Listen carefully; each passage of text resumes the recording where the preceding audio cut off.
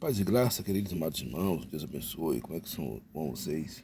É, Quero desejar para vocês um feliz 2025, que seja um ano de repleta paz, repleta bonança, que a paz do Senhor esteja sobre a sua vida. Então, aproveitando esse espaço aqui para desejar a vocês um ano de realizações, de sonhos, um ano de colheita, um ano de maturidade, maturidade espiritual, um ano onde vocês venham ter, experimentar a maturidade que vem do Senhor, né? E agradecer a Deus pelas bênçãos de 2024 e declarar e se organizar para 2025, né? 2025, se conectar com Deus, se conectar com essa palavra, se conectar com os princípios, valores bíblicos cristãos, né? Um abraço aí para todos os amigos, pastores, os amigos, os nossos irmãos em Cristo, né? Se Jesus é o irmão mais velho, que dirás eu, né? Eu sou pó e sou cinza. Então, um abraço para todos vocês. Lembrando que se apegue na palavra de Deus, porque o mundo, gente, está indo de mal a pior, né? E não somente nos contextos morais, não, né? E são todos os aspectos. O mundo está indo de uma circunstância pior do que a outra. Eu tenho ouvido vários especialistas, vários homens de Deus com capacidade grandíssima, e eu tenho visto que realmente Jesus está voltando, né? Deus está voltando para buscar a sua igreja. E pecados, né, estão se agravando, né? Aquilo que era anormal, né, para a igreja está se tornando normal, né? Infelizmente, no meio do corpo de Cristo,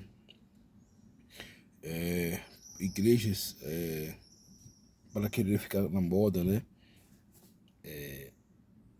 compactuando com o pecado, e isso é muito ruim.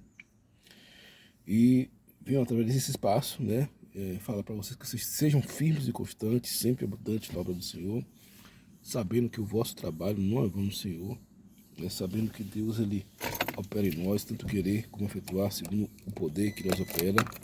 Então eu peço a vocês que continuem firme na palavra de Deus, né? Firme na palavra de Deus, firme com o Senhor, firme no Evangelho, sabendo que Deus ele pode fazer todas as coisas, né? Então, essa é a mensagem que eu tenho para vocês. Alguns conceitos, por exemplo, as guerras, os rumores de guerra. Eu tenho visto na área Pedrini, pessoas com um QI, né, muito avançado no meio evangélico, né? Pessoas como Nália Pedrini, como Tânia Tereza, como a Valnice Milhomes. Tenho pegado várias pregações de pastora Valnice Milhomes e realmente o fim está próximo, né? Interessante que tem alguns estão dizendo que Donald Trump é o anticristo. Gente, Donald Trump não tem nenhuma, e havia até pastores, bons pastores, mas em termos de escatologia, né, dando morro em ponta de prego. Donald Trump não tem nenhuma condição de ser anticristo. Nenhuma, zero. Zero, né? Donald Trump não tem condição nenhuma de ser anticristo. Nenhuma, zero, zero, zero, zero, zero, zero. E o anticristo, ele é o sistema que está, né?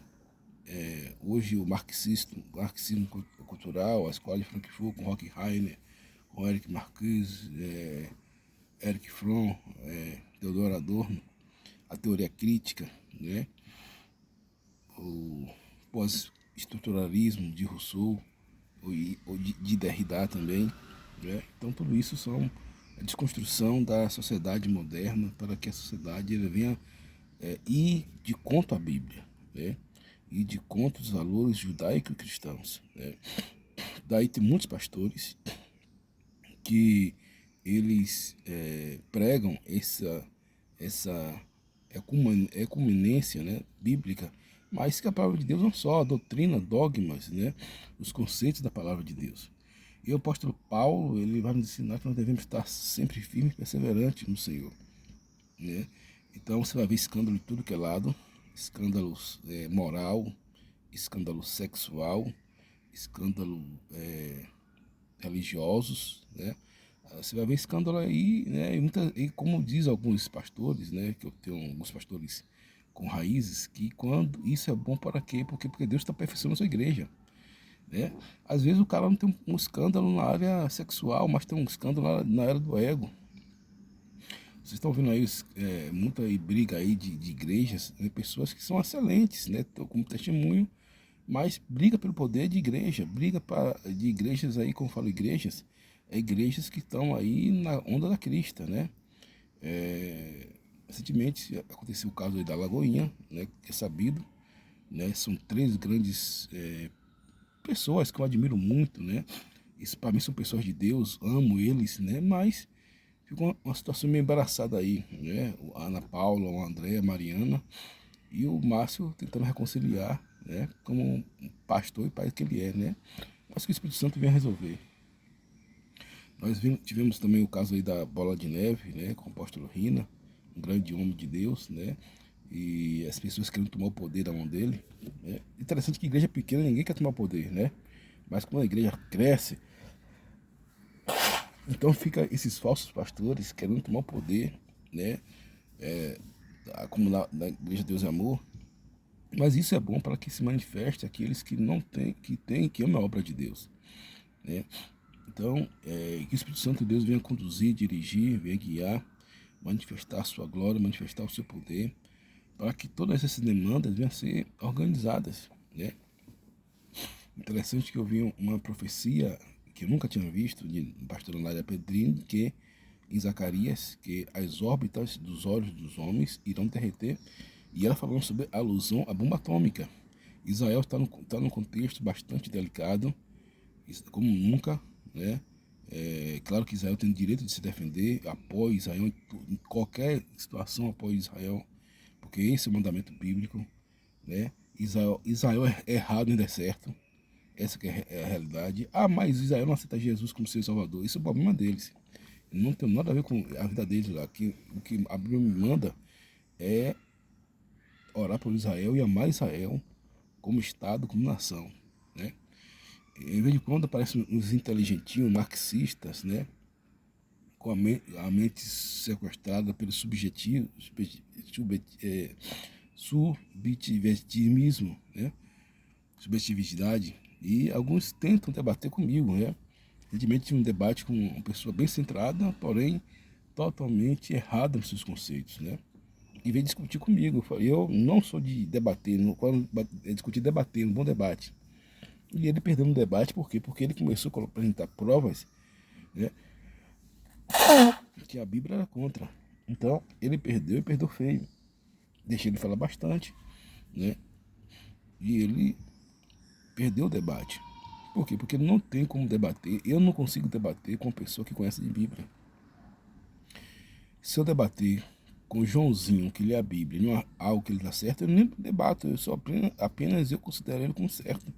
Por quê? Porque não é questão de eu conhecer, é questão de a Bíblia falar, né? Então, nós estamos passando por esse momento difícil. Infelizmente, né, os pastores que falam a verdade, né, não tem vez. Pastor que fala a verdade, pastor que combate o marxismo, pastor que combate o espírito do tempo, Zeitgeist, né? Ele não tem vez, não tem vez, embora tem 7 mil que não estudaram Baal.